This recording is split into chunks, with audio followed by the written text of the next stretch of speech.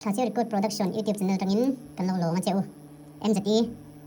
General Headquarter long tlai te chuan leimin tuar te tan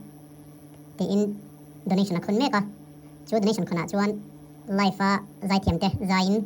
GPay thei turin an GPay link tele number te da ani a te chai mi zan da ti hring an ya zaya kan en wang wanga lo zai thiam khop maya life po hian adoi lo ni long tlai nula hi YouTube lampang te hian an strict em vang hian trek ngai ka kan hmang thei don lova a o hi claim kan khoi dang lam shet don ani sound check poi simple levin how don kan siam sin don ani studio wana lo chin la chuan hian guitar drums le trumpet piano chau hian simple levin trek hian ma original lo ang dawin kan khoi lo sak vela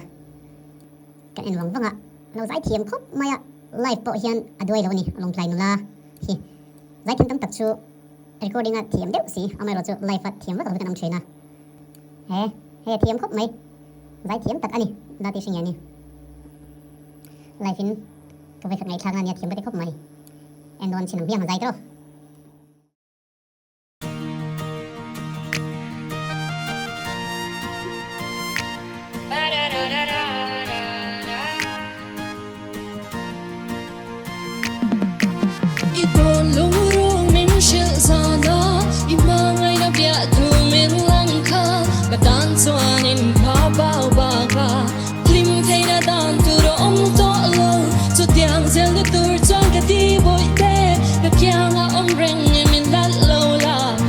Panik so from gan lim min gan parang gan dan khoa bel amoy na bunga zeng zong te sira nolin katam so vuzol zela katiamang se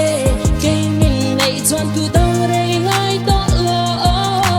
sui lung rual te in len lai zen du ling in hello pen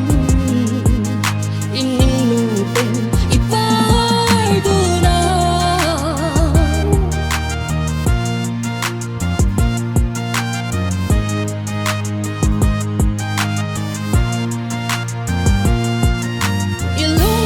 kim tu lên her moi kan ni lo chuanin lunga oi long ka ba som moin sei viau ma se ilung ka tum si lo chuan ma se ka di chuan ti hiam me pom ka ta ni om ti hiam mi dom ka lung lo ma kim ge ye o ka lung lo ma kim ge ye ka pin lung tu chuan ka isha tu ber ilung sim te in lo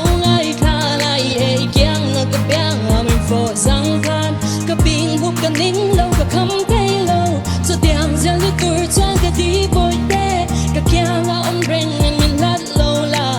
kan pan ni chau kon kan lim min kan parang kan dang khoa bel amoy no bul ngai sa leng zong te sira nolin ka tan so vul swal zela ka tiamang se ke min nei chong tu dang re